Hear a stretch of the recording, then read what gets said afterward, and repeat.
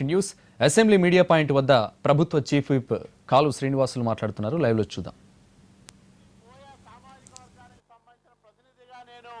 గౌరవ ముఖ్యమంత్రి చంద్రబాబు నాయుడు గారికి ఆంధ్రప్రదేశ్ రాష్ట్రంలో ఉన్న లక్షలాది మంది వాల్మీకి బోయల తరఫున హృదయపూర్వకంగా కృతజ్ఞతలు ధన్యవాదాలు తెలియజేయదలుచుకున్నా.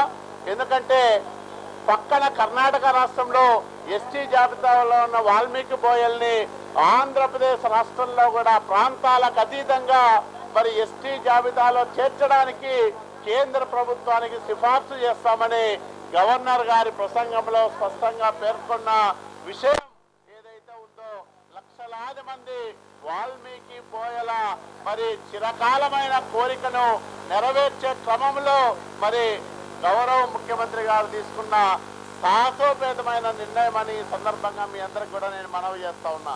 ఎందుకంటే 60 సంవత్సరాలుగా నలుగుతున్న సమస్య, అనేక పోరాటాలు ఉద్యమాలు చేసినప్పటికీ కూడా ఏ ప్రభుత్వము స్పందించని సందర్భంలో మరి చంద్రబాబు నాయుడు గారు ఈరోజు ముందుకొచ్చి ఆంధ్రప్రదేశ్ లో ఉన్న వాల్మీకి బోయలకు న్యాయం చేయడానికి, సామాజిక హోదాను మార్చడానికి పాదయాత్ర సందర్భంగా ఆయన ఏదైతే చెప్పారో అట్లాగే తెలుగుదేశం పార్టీ ఎన్నికల ప్రణాళికలో ఏ విషయాన్ని అయితే పేర్కొనిందో ఆ విషయాన్ని నెరవేర్చడానికి గవర్నర్ గారి ప్రసంగంలో ఈరోజు ఆంధ్రప్రదేశ్ లో ఉన్న వాల్మీకి బోయ సామాజిక వర్గాన్ని ఎస్టీ జాబితాలో చేర్చేదానికి కేంద్రానికి సిఫార్సు చేస్తామని, అట్లాగే రజక సామాజిక వర్గాన్ని ఎస్టీ జాబితాలో చేర్చడానికి మరి సిఫార్సు చేస్తామని పేర్కొనడం చాలా ఆనందించదగ్గ విషయం.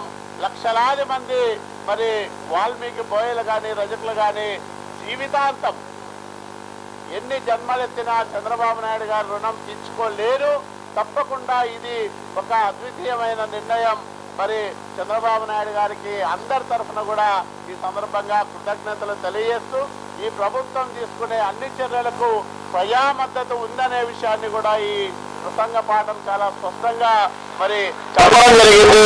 అమరావతిని ఒక అద్భుతమైన రాజధాని నగరంగా తీర్చిదిద్దుతామని, అట్లాగే విశాఖపట్నాన్ని మరి ఒక మంచి సిటీగా మరి పారిశ్రామిక సిటీగా తీర్చిదిద్దుతామని, అట్లాగే రాయలసీమ అత్యంత వెనుకబడిన ప్రాంతం నుంచి అమరావతికి రోడ్డు నెట్వర్క్ను మరి పెంచుతామని, ఇట్లాంటి అనేకమైన మరి భవిష్యత్ కార్యక్రమాలని ఈ గవర్నర్ గారి ప్రసంగం ద్వారా మరి రాష్ట్ర ప్రభుత్వం ప్రజానీకానికి తెలియజెప్పింది.